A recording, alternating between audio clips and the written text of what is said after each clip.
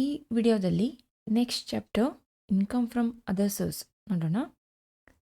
So ಇಲ್ಲಿ ನಾನು 5 heads of income ಹೇಳ್ತೀನಿ. ನಾನು first income from salary, house property, P G B P, capital gain, then income from other source. This is a last head of a income, that is a income from other source.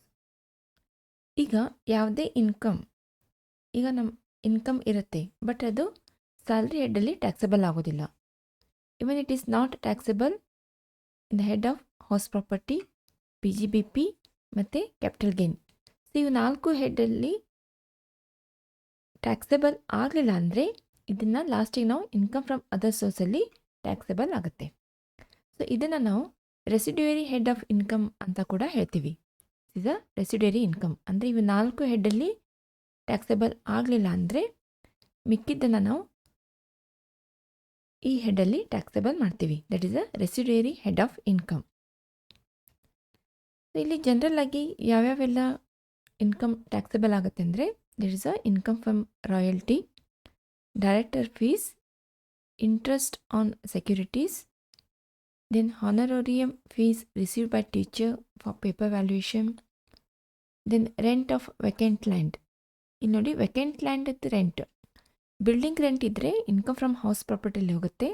But vacant land ಅಥವಾ ಒಂದು ಯಾವುದೋ ಖಾಲಿ ಜಾಗ ನೀವು ಏನಾದರೂ ರೆಂಟಿಗೆ ಕೊಟ್ಟರೆ ಅಂದರೆ ಅದು ಇನ್ಕಮ್ ಫ್ರಮ್ ಹೌಸ್ ಪ್ರಾಪರ್ಟಿಲಿ ಹೋಗೋಲ್ಲ, ಅದು ಇನ್ಕಮ್ ಫ್ರಮ್ ಅದರ್ ಸೋರ್ಸಲ್ಲಿ ಹೋಗುತ್ತೆ. That is a rent of vacant land. Then insurance commission of agent, then mining rent and royalty. So ಇವೆಲ್ಲ ಕೂಡ ಇನ್ಕಮ್ ಫ್ರಮ್ ಅದರ್ ಸೋರ್ಸಲ್ಲಿ ಹೋಗುತ್ತೆ. Even interest received on employees contribution from unrecognised provident fund. So ಇದು unrecognised provident ಫಂಡಿಂದ interest ಬಂತಂದರೆ ಇದು ಕೂಡ ಈ ಹೆಡಲ್ಲಿ ಟ್ಯಾಕ್ಸಬಲ್ ಆಗುತ್ತೆ. Then income from subletting of a house property. ಇಲ್ಲಿ ನೋಡಿ, ಸಬ್ಲೆಟ್ಟಿಂಗ್ ಇದೆ. ಈಗ ಡೈರೆಕ್ಟಾಗಿ ನೀವು ರೆಂಟಿಗೆ ಕೊಟ್ಟರೆ that is income from house ಪ್ರಾಪರ್ಟಿಲಿ ಹೋಗುತ್ತೆ. ಈಗ ನೀವು ಬೇರೆದವ್ರ ಕಡೆಯಿಂದ ಬಿಲ್ಡಿಂಗನ್ನು ರೆಂಟಿಗೆ ತೊಗೊಂಡು ಅದರದ್ದು ಸಮ್ ಪಾರ್ಟ್, ಈಗ ಒಂದು ಹೌಸ್ ಪ್ರಾಪರ್ಟಿ ನೀವು ಬಿಲ್ಡಿಂಗಿಗೆ ತೊಗೊಂಡಿರ್ತೀರಿ, ಸೊ ಅದರದ್ದು some part you have sublet. ಇದನ್ನು ಬೇರೆದವ್ರಿಗೆ ರೆಂಟ್ ಮೇಲೆ ಕೊಟ್ಟಿರ್ತೀರಿ. ಸೊ ಈ ರೆಂಟನ್ನು ನಾವು ಇನ್ಕಮ್ ಫ್ರಮ್ ಹೌಸ್ ಪ್ರಾಪರ್ಟಿಯಲ್ಲಿ ಬರೋದಿಲ್ಲ, that is a income from other ಸೋರ್ಸಲ್ಲಿ ಬರುತ್ತೆ.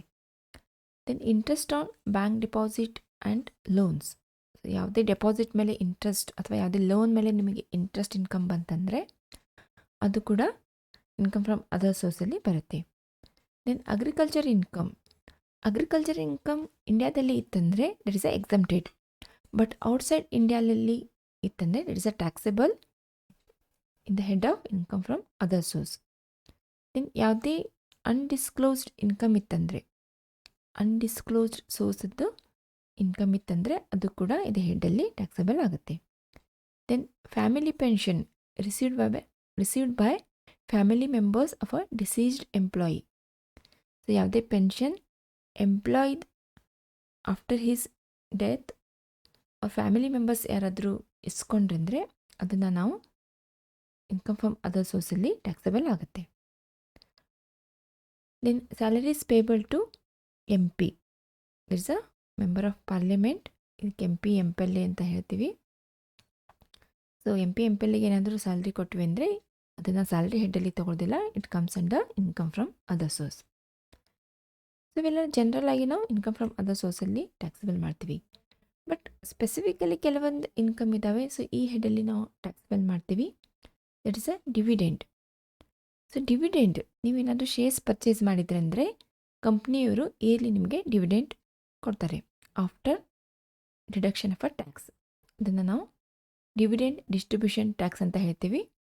ಸೊ ಟ್ಯಾಕ್ಸ್ ಕಟ್ ಮಾಡಿ ಆಮೇಲೆ ಶೇರ್ ಹೋಲ್ಡರ್ಸ್ಗೆ ಡಿವಿಡೆಂಡ್ ಕೊಡ್ತಾರೆ. ಸೊ ಇಲ್ಲಿ ಡಿವಿಡೆಂಡ್ ಡಿಸ್ಟ್ರಿಬ್ಯೂಷನ್ ಟ್ಯಾಕ್ಸ್ ಅಪ್ಲಿಕೇಬಲ್ ಆತಂದರೆ is a exempted. So dividend is a exempted income up to assessment year 2021. But next assessment ಇಯರಿಂದ it is also taxable in the hands of share holders. So ಇದನ್ನು ಇಷ್ಟೇ ಇಟ್ಕೊರಿ. ಈಗ current ನಮ್ಮದು assessment year 2021ಗೆ applicable ಆಗೋದು this is the exempted income. ಅಂದರೆ ಕಂಪ್ನಿಯವರು ಟ್ಯಾಕ್ಸ್ ಕಟ್ ಮಾಡಿ ಶೇರ್ ಹೋಲ್ಡರ್ಸ್ಗೆ ಕೊಡ್ತಾರೆ. Next income is winning from ಲಾಟ್ರಿಯಿಂದ ನಿಮಗೇನಾದರೂ ಇನ್ಕಮ್ ಬಂತಂದರೆ, ಅಥವಾ ಕ್ರಾಸ್ವರ್ಡ್ ಪಝಲಿಂದ, ರೇಸಸ್. ಸೊ ಎಲ್ಲ ರೇಸಸ್ಸು ಇನ್ಕ್ಲೂಡ್ ಆಗುತ್ತೆ ಇಲ್ಲಿ. Horse race, card game, so other game, gambling ಇರ್ಬೋದು, ಬೆಟ್ಟಿಂಗ್ ಇರ್ಬೋದು, any kind of game. So ಅಲ್ಲಿಂದ ನಿಮಗೆ ಏನಾದರೂ ಇನ್ಕಮ್ ಬಂತಂದರೆ ಅದು ಕೂಡ ಇನ್ಕಮ್ ಫ್ರಮ್ ಅದರ್ ಸೋರ್ಸಲ್ಲಿ ಟ್ಯಾಕ್ಸಬಲ್ ಆಗುತ್ತೆ. Then consideration received in excess of fair market value of shares of a closely held company where such shares are issued at a premium. So ಯಾವುದೇ shares issue ಮಾಡುವಾಗ premium ಕೊಟ್ಟು issue ಮಾಡಿದಂದರೆ, ಅಂದರೆ ಈಗ face value 100 rupees ಇರುತ್ತೆ, but ನಿಮಗೆ issue ಮಾಡಿದ್ದು 120. So 20 rupees is ಇಲ್ಲಿ ಪ್ರೀಮಿಯಮ್ ಅಂತ ಆಗುತ್ತೆ. ಅಂದರೆ ಫೇಸ್ ವ್ಯಾಲ್ಯೂಕ್ಕಿಂತ ಜಾಸ್ತಿಗೆ ಇಶ್ಯೂ ಮಾಡಿದಂದರೆ, so it is also taxable as a income under the head income from other source. Okay. So next, interest on securities such as interest on debentures, government securities. So ಇವೆಲ್ಲ ಕೂಡ ಇಲ್ಲಿ income ಅಂತ consider ಮಾಡ್ತೀವಿ under the head income from other source. Then gift received by individual or HUF from any other person. So ಯಾವುದೇ gift receive ಮಾಡಿದ್ರು ಕೂಡ ಅದನ್ನು income ಅಂತ ಹೇಳಿ ಕನ್ಸಿಡರ್ ಮಾಡ್ತೀವಿ. ಇದ್ರ ಬಗ್ಗೆ ಸ್ವಲ್ಪ ಡೀಟೇಲಾಗಿ ನೋಡೋಣ, ಗಿಫ್ಟ್ ಬಗ್ಗೆ. ಓಕೆ. ಎನಿ ಸಮ್ ರಿಸೀವ್ಡ್ ಅಂದರೆ key man insurance policy including bonus. So key man insurance policy ಬಗ್ಗೆ ನಾನು ಇನ್ಕಮ್ ಫ್ರಮ್ ಸ್ಯಾಲ್ರಿ ಮತ್ತು PGBP ಹೆಡ್ಡಲ್ಲಿ ಎಕ್ಸ್ಪ್ಲೇನ್ ಮಾಡಿದ್ದೆ. ಸೊ ಸ್ಯಾಲ್ರಿ ಎಂಪ್ಲಾಯರ್ಗೆ ಏನಾದರೂ ಕೀ ಮ್ಯಾನ್ ಇನ್ಶೂರೆನ್ಸ್ ಪಾಲಿಸಿ ಬಂತಂದರೆ ಅದನ್ನು ಬಿಸ್ನೆಸ್ ಹೆಡ್ಡಲ್ಲಿ ಟ್ಯಾಕ್ಸಬಲ್ ಮಾಡ್ತೀವಿ. ಇನ್ಕಮ್ ಫ್ರಮ್ ಸ್ಯಾಲ್ರಿ ಮತ್ತು PGBP ಹೆಡ್ಡಲ್ಲಿ ಟ್ಯಾಕ್ಸಬಲ್ ಆಗಲಿಲ್ಲ ಅಂದರೆ ಅದನ್ನು ನಾವು ಇನ್ಕಮ್ ಫ್ರಮ್ ಅದರ್ ಸೋರ್ಸ್ ಹೆಡ್ಡಲ್ಲಿ ಟ್ಯಾಕ್ಸಬಲ್ ಆಗುತ್ತೆ. Okay, including bonus. Then rent of a machinery, plant, furniture letter on a hire basis.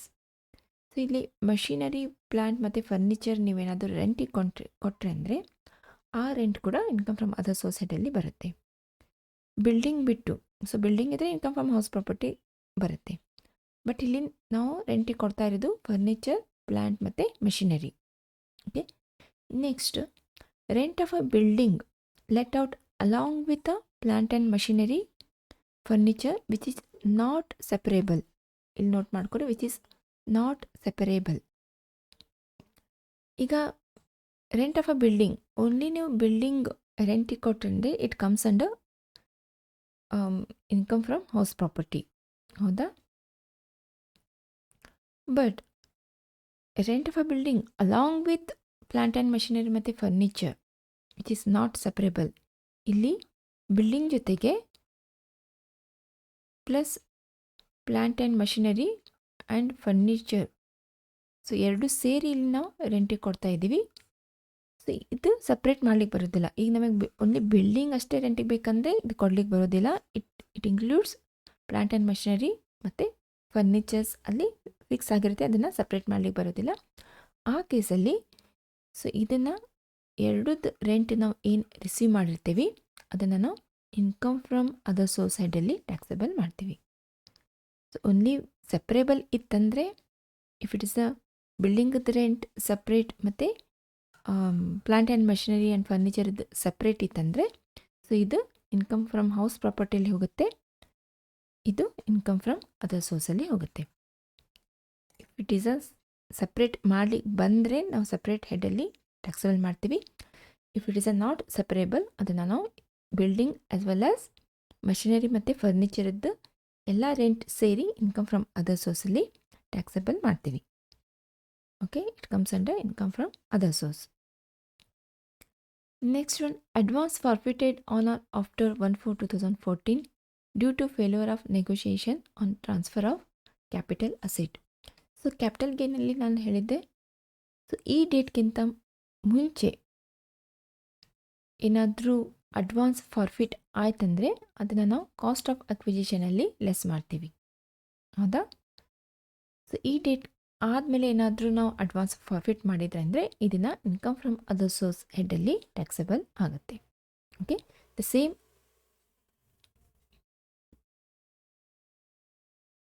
Okay, so advance forfeited on or after 1/4/2014. So ಅದನ್ನು ನಾವು ಇನ್ಕಮ್ ಫ್ರಮ್ ಅದರ್ ಸೋರ್ಸಲ್ಲಿ taxable ಆಗುತ್ತೆ. Then compensation received by any person in connection with termination of his employment or modification of terms and conditions relating ದೇಟು. So ಇದನ್ನು ಕೂಡ income from salary ಮತ್ತು PGBP ಹೆಡ್ಡಲ್ಲಿ ಹೇಳಿ ಎಕ್ಸ್ಪ್ಲೇನ್ ಮಾಡಿದ್ದೆ ನಾನು. ಸೊ ಅವೆರಡು ಹೆಡ್ಡಲ್ಲಿ ಟ್ಯಾಕ್ಸೇಬಲ್ ಆಗಲಿಲ್ಲ ಅಂದರೆ ಸೊ ಈ ಕಾಂಪೆನ್ಸೇಷನನ್ನು ಇನ್ಕಮ್ ಫ್ರಮ್ ಅದರ್ ಸೋರ್ಸಲ್ಲಿ ಟ್ಯಾಕ್ಸೇಬಲ್ ಮಾಡ್ತೀವಿ. ಸೊ ಅಲ್ಲಿ ಕಂಡೀಷನ್ಸ್ ಫುಲ್ಫಿಲ್ ಆಗಲಿಲ್ಲ ಅಂದರೆ ಸೊ ಈ ಹೆಡ್ಡಲ್ಲಿ ಬರುತ್ತೆ. Then interest on compensation and enhanced compensation receive this is a taxable ಆಗುತ್ತೆ, taxable in the year of receipt. ಈಗ ಕಾಂಪೆನ್ಸೇಷನ್ ಏನಾದರೂ ಗೌರ್ಮೆಂಟ್ ನಿಮ್ಮದು ಲ್ಯಾಂಡ್ ಅಕ್ವೈರ್ ಮಾಡಿದರೆ ಸೊ ಆವಾಗ ಏನು ಕಾಂಪೆನ್ಸೇಷನ್ ಬರುತ್ತೆ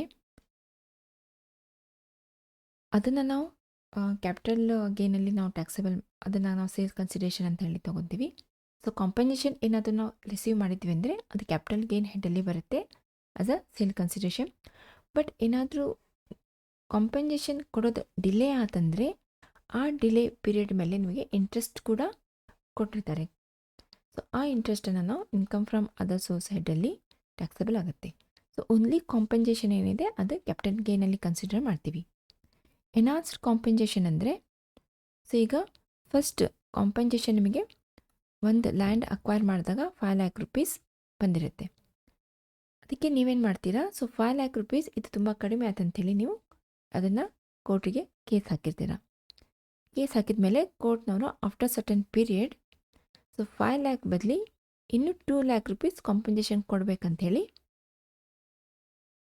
ಹೇಳ್ತಾರೆ ಕೋರ್ಟಲ್ಲಿ. So this is called enhanced compensation. This is a compensation and this is a enhanced compensation. Enhance compensation ಕೊಡೋದು ಡಿಲೇ ಆದರೂ ಕೂಡ ಇಂಟ್ರೆಸ್ಟ್ ಕೊಟ್ಟಿರ್ತಾರೆ. ಸೊ ಈ ಇಂಟ್ರೆಸ್ಟನ್ನು ನಾವು ಇನ್ಕಮ್ ಫ್ರಮ್ ಅದರ್ ಸೋರ್ಸಲ್ಲಿ ಟ್ಯಾಕ್ಸೇಬಲ್ ಮಾಡ್ತೀವಿ. ಸರಿನಾ?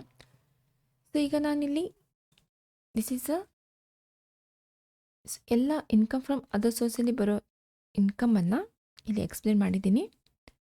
ಸೊ ಇದು ಬಿಟ್ಟು ಸೊ ಯಾವುದೇ ಇನ್ಕಮ್ ಫಸ್ಟ್ 4 ಹೆಡ್ಡಲ್ಲಿ ಟ್ಯಾಕ್ಸೇಬಲ್ ಆಗೋದಿಲ್ಲ, ಆ ಎಲ್ಲ ಇನ್ಕಮನ್ನು ನಾವು ಇಲ್ಲಿ ಸೇರಿಸ್ತೀವಿ. ಸೊ ಇಲ್ಲಿ ಹೇಳಿದ್ದೆ ನಾನು ಗಿಫ್ಟ್ ರಿಸೀವ್ಡ್ ಬೈ ಇಂಡಿವಿಜುವಲ್ ಮತ್ತು HF. ಇದನ್ನು ಸ್ವಲ್ಪ ಡೀಟೇಲಾಗಿ ನೋಡೋಣ. Gift received by individual or HF from any other person. So ಈಗ ಗಿಫ್ಟ್ ಅಂದಮೇಲೆ ಅದು ಕ್ಯಾಶ್ ಇರ್ಬೋದು, ಮೂವೇಬಲ್ ಪ್ರಾಪರ್ಟಿ ಇರ್ಬೋದು ಅಥವಾ ಇಮ್ಮೂವೇಬಲ್ ಪ್ರಾಪರ್ಟಿ ಇರ್ಬೋದು. ಸೊ ಇಲ್ಲಿ ಕ್ಯಾಶ್ ನಮಗೆ ಗಿಫ್ಟ್ ಬಂತಂದರೆ ಅಪ್ ಟು 50,000ವರೆಗೂ ಇದು ಟ್ಯಾಕ್ಸೇಬಲ್ ಆಗೋದಿಲ್ಲ. ಅಪ್ ಟು 50,000ವರೆಗೂ ಇಟ್ಸ್ ಎಕ್ಸಮ್ಟೆಡ್. ಸೊ ಇದು ಒಬ್ಬರ ಕಡೆಯಿಂದ ಅಂತಲ್ಲ, so it is receive from many persons. ಒಬ್ಬರ ಕಡೆಯಿಂದ 2,000, ಒಬ್ಬರ ಕಡೆಯಿಂದ 1,000, 4,000, 5,000. ಸೊ ಹೀಗೆ 1 ಇಯರಲ್ಲಿ 50,000 rupeesವರೆಗೂ ಇಟ್ಸ್ ಎಕ್ಸಮ್ಟೆಡ್. ಬಟ್ 50,000 ಕ್ರಾಸ್ ಆತಂದರೆ if aggregate value exceeds 50,000 the whole amount will be taxable. So ಈಗ ನಿಮಗೆ ಇಲ್ಲಿ ಹೋಲ್ ಅಮೌಂಟ್ ಇಸ್ ಟ್ಯಾಕ್ಸೇಬಲ್ ಅಂದಿದ್ದಾರೆ. ಸೊ ಈಗ ನಿಮಗೆ 48,000 rupees ಗಿಫ್ಟ್ ಬಂದಿರುತ್ತೆ. So this is a exempt. But 1 ಇಯರಲ್ಲಿ ನಿಮಗೆ 51,000 rupees ಗಿಫ್ಟ್ ಬಂದಿರುತ್ತೆ. So 51,000 is the whole amount is taxable. So ಇಲ್ಲಿ 50,000 ಎಕ್ಸಮ್ಷನ್ ಸಿಗೋದಿಲ್ಲ, ಎಲ್ಲ ಪೂರ 51,000 rupees is taxable. Okay, so ಇದು ಕ್ಯಾಶ್ ಆಯಿತು. ಈಗ ಕ್ಯಾಶ್ ಕೊಡ್ಲಿಕ್ಕೆ ಆಗೋದಿಲ್ಲ, ಕೆಲವೊಬ್ಬರು ಮೂವೇಬಲ್ ಪ್ರಾಪರ್ಟೀಸ್ ಕೊಟ್ಟಿರ್ತಾರೆ. ಸೊ ಇಲ್ಲಿ ಮೂವೇಬಲ್ ಪ್ರಾಪರ್ಟೀಸ್ ಅಂದರೆ ಶೇರ್ಸ್ ಇರ್ಬೋದು, ಸೆಕ್ಯೂರಿಟೀಸ್, ಜ್ಯುವೆಲರೀಸ್ ಇರ್ಬೋದು, archaeological collections, drawings, paintings, sculptures, work of art, bullion. So ಯಾವುದೇ ಮೂವೇಬಲ್ ಪ್ರಾಪರ್ಟಿ ಇರ್ಬೋದು. ಇದನ್ನೇನಾದರೂ ಗಿಫ್ಟಲ್ಲಿ ಕೊಡೋದಾದರೆ ವಿತೌಟ್ ಎನಿ ಕನ್ಸಿಡರೇಷನ್ ಅಂದರೆ ಫ್ರೀಯಾಗಿ ಕೊಟ್ಟರೆ, if aggregate fair market value is more than 50,000 then fair market value will be taxable. So ಇಲ್ಲಿ ಕೂಡ ಅಗ್ರಿಗೇಟ್ ಹೇಳಿದ್ದಾರೆ. ಸೊ ಇಲ್ಲಿ ಒಂದು ಮೂವೇಬಲ್ ಪ್ರಾಪರ್ಟಿದ ಕಾಸ್ಟ್ ಅಲ್ಲ, so it may be a many movable property. So ಅದರದ್ದು ಅಗ್ರಿಗೇಟ್ ವ್ಯಾಲ್ಯೂ ಅದರದ್ದು aggregate value 50,000ಕ್ಕಿಂತ ಕಡಿಮೆ ಇತ್ತಂದರೆ ಇಟ್ ಇಸ್ ಅ ಎಕ್ಸಮ್ಟೆಡ್, ಹೌದಾ? But aggregate value 50,000 rupees cross ಆತಂದರೆ, if it is a less it is a exempted, if it's a more it is a taxable. Okay, so ಇಲ್ಲಿ ಕೂಡ ನಾವು total ಹಿಡಿತೀವಿ. So ಒಂದೇ ಪ್ರಾಪರ್ಟಿ ಎಲ್ಲ, so ಕೆಲವೊಂದು shares ಬರ್ಬೋದು, ಕೆಲವೊಂದು ಜ್ಯುವೆಲರೀಸ್ ಬರ್ಬೋದು. ಸೊ ಎಲ್ಲ ಸೇರಿ 50,000 ಕ್ರಾಸ್ ಆತಂದರೆ ಸೊ ಆ ಫೇರ್ ಮಾರ್ಕೆಟ್ ವ್ಯಾಲ್ಯೂ ಏನಿದೆ ಅದು ಟ್ಯಾಕ್ಸೇಬಲ್ ಆಗುತ್ತೆ. Suppose it is for inadequate consideration, ಅಂದರೆ ನಿಮಗೆ ಆ ಕಾಸ್ಟ್ಗಿಂತ ಕಡಿಮೆ ಇದರಲ್ಲಿ ನಿಮಗೆ ಗಿಫ್ಟಲ್ಲಿ ಕೊಟ್ಟರೆಂದರೆ ಅದರದ್ದು difference, if the difference between consideration ಮತ್ತು ಫೇರ್ ಮಾರ್ಕೆಟ್ ವ್ಯಾಲ್ಯೂ ಅದು 50,000ಕ್ಕಿಂತ ಜಾಸ್ತಿ ಇತ್ತಂದರೆ ಸೊ ಡಿಫರೆನ್ಸ್ ಅಮೌಂಟ್ ಏನಿದೆ ಅದು ಟ್ಯಾಕ್ಸಬಲ್ ಆಗುತ್ತೆ. ಅಂದರೆ ಈಗ ನಿಮಗೆ ಒಂದು ಐಟಮ್, ಸೊ ಒಂದು ಪೇಂಟಿಂಗ್ ನಿಮಗೆ ಗಿಫ್ಟಲ್ಲಿ ಕೊಟ್ಟಿರ್ತಾರೆ. ಸೊ ಅದರದ್ದು ಕಾಸ್ಟ್ 1,00,000 rupees ಇರುತ್ತೆ. ದಿಸ್ ಇಸ್ ಅ ಕಾಸ್ಟ್ ಅಥವಾ you can say fair market value 1,00,000 ಇರುತ್ತೆ. ಬಟ್ ನಿಮಗೆ ಅದನ್ನು ಓನ್ಲಿ 20,000ಗೆ ಕೊಟ್ಟಿರ್ತಾರೆ. ಓಕೆ, ನಿಮ್ಮ ಹತ್ರ ಓನ್ಲಿ 20,000 ರಿಸೀವ್ ಆಗಿರುತ್ತೆ. 1,00,000 rupees ಇದ್ದು ಪೇಂಟಿಂಗ್ ನಿಮಗೆ 20,000 rupeesಗೆ ಕೊಟ್ಟಿರ್ತಾರೆ. ಸೊ ಇಲ್ಲಿ ಡಿಫರೆನ್ಸ್ ಏನಾಯಿತು, ಫೇರ್ ಮಾರ್ಕೆಟ್ ವ್ಯಾಲ್ಯೂ ಮತ್ತು consideration. So difference is 80,000. So this is more than 50,000. So ಇದೇನು ಡಿಫರೆನ್ಸ್ ಅಮೌಂಟ್ ಇದೆ ಇದು ಟ್ಯಾಕ್ಸಬಲ್ ಆಗುತ್ತೆ. ಇಲ್ಲಿ difference amount 80,000 is a taxable. Okay, so this is ಅ ಈಗ ಗಿಫ್ಟ್ ನೀವು ಕ್ಯಾಶ್ ರಿಸೀವ್ ಮಾಡಿದಾಗ ಅಥವಾ mobile property with consideration, without consideration ನೀವು ಗಿಫ್ಟ್ ರಿಸೀವ್ ಮಾಡಿದಾಗ ಟ್ಯಾಕ್ಸಬಲ್ ಆಗುತ್ತೆ. Suppose if it is a immobile property, it may be a land ಇರ್ಬೋದು, building ಇರ್ಬೋದು, ಅಥವಾ ಎರಡು ಸೇರಿ ಗಿಫ್ಟಲ್ಲಿ ನಿಮಗೆ ಬಂದಿರ್ಬೋದು. ಸೊ ಅದು ಕೂಡ ಏನು ಕನ್ಸಿಡರೇಷನ್ ಇಲ್ಲ ಅಂದರೆ ಫ್ರೀಯಾಗಿ ನಿಮಗೆ ಒಂದು ಬಿಲ್ಡಿಂಗ್ ಅದನ್ನು ಗಿಫ್ಟಲ್ಲಿ ಬಂತಂದರೆ ಅದರದ್ದು ಸ್ಟ್ಯಾಂಪ್ ಡ್ಯೂಟಿ ವ್ಯಾಲ್ಯೂ 50,000ಕ್ಕಿಂತ ಜಾಸ್ತಿ ಇತ್ತಂದರೆ the value of stamp duty is taxable. So stamp duty ಎಷ್ಟಿರುತ್ತೆ ಅಷ್ಟು ಕೂಡ ಟ್ಯಾಕ್ಸಬಲ್ ಆಗುತ್ತೆ. But if it is gift is received for inadequate consideration, ಸರಿನಾ? ಸೊ ಇಲ್ಲಿ ಗಿಫ್ಟ್ ಬಂದಿರುತ್ತೆ ಬಟ್ ನಿಮ್ಮ ಹತ್ರ ಸ್ವಲ್ಪ ಕನ್ಸಿಡರೇಷನ್ ರಿಸೀವ್ ಮಾಡಿರ್ತಾರೆ. ಸೊ ಆ ಕೇಸಲ್ಲಿ if the difference between consideration and stamp duty value, if it is a more then highest of 50,000 or 5% of consideration, then difference amount will be taxable. Okay, so ಇಲ್ಲಿ example ಕೊಡ್ತೀನಿ. If the fair market value is 10 lakh, is the fair market value of a building is a 10 lakh, but ನಿಮಗೆ ಅವರು only 2 lakhಗೆ gift ಕೊಟ್ಟಿರ್ತಾರೆ. Okay, 2 lakh ಇಸ್ಕೊಂಡು ಅದನ್ನು ನಿಮಗೆ transfer ಮಾಡಿರ್ತಾರೆ. So difference ಎಷ್ಟಾಯ್ತು ಇಲ್ಲಿ? 8 lakh rupees ಆಯಿತು. Difference is 8 lakh. ಇಲ್ಲೇನು ಹೇಳಿದ್ದಾರೆ, difference is a highest of 50,000. So it's a more than 50,000. If it is a more than 50,000 or 5% of consideration. So ಇಲ್ಲಿ ಕನ್ಸಿಡರೇಷನ್ ಈಸ್ 2 lakh ಇದೆ. So ಇದದ್ದು 5% of 2 lakh 10,000 ಆಗುತ್ತೆ. So ಇವೆರಡರಲ್ಲಿ ಜಾಸ್ತಿ ಯಾವುದಾಯಿತು? 50,000 ಅಂದರೆ so difference amount ಏನಿದೆ ಇದು 50,000ಕ್ಕಿಂತ ಜಾಸ್ತಿ ಆಯ್ತಂದರೆ so difference amount is taxable. ಅರ್ಥ ಆಯ್ತಾ? ಸೊ ಇಲ್ಲಿ 10,000 ಫೇರ್ ಮಾರ್ಕೆಟ್ ವ್ಯಾಲ್ಯೂ ಇದೆ. ಸೊ ನಿಮಗೆ ಬಂದಿರೋದು for 2 lakh rupees. So difference is 8 lakh rupees. So ಇದೇನಾದರೂ ಇದರಲ್ಲಿ ಬರೋ ಅಮೌಂಟ್ಗಿಂತ ಹೆಚ್ಚಿಗೆ ಇತ್ತಂದರೆ ಅಂದರೆ 50,000 ಇಲ್ಲ 5% ಆಫ್ ಕನ್ಸಿಡರೇಷನ್. ಸೊ ಇಲ್ಲಿ 5% of consideration comes to 10,000 rupees. So ಅದಕ್ಕೆ ಇವೆರಡರಲ್ಲಿ ಜಾಸ್ತಿ ಯಾವುದಾಯಿತು 50,000. ಸೊ ಡಿಫ್ರೆನ್ಸ್ 50,000ಕ್ಕಿಂತ ಜಾಸ್ತಿ ಇತ್ತಂದರೆ, ಸೊ ಇದು 50,000ಕ್ಕಿಂತ ಜಾಸ್ತಿ ಇದೆ 8 lakh rupees. So difference amount is taxable. Okay, so ಇದು ಗಿಫ್ಟ್ ಬಗ್ಗೆ ಆಯಿತು. ದೆನ್ ಕೆಲವೊಂದು ಕೇಸಲ್ಲಿ ಗಿಫ್ಟ್ ರಿಸೀವ್ ಮಾಡಿದರೆ ಗಿಫ್ಟ್ಸ್ ಆರ್ ನಾಟ್ ಟ್ಯಾಕ್ಸೆಬಲ್. ಯಾವ ಕೇಸಲ್ಲಿ? Even if it is a more than 50,000 rupees, gift are not taxable. Suppose from any relatives ಕಡೆಯಿಂದ ನೀವು ಏನಾದರೂ ಗಿಫ್ಟ್ ರಿಸೀವ್ ಮಾಡಿದ್ರೆ ಅಂದರೆ, so that is not taxable. On the occasion of marriage, okay, ಮ್ಯಾರೇಜಲ್ಲಿ gifts ಬಂದಿರುತ್ತೆ, ಅದು ಕೂಡ even if it is a cross 50,000 rupees, it is not taxable. By will or inheritance, so will ಬರೆದಿಟ್ಟಂದರೆ contemplation of a death of a pair.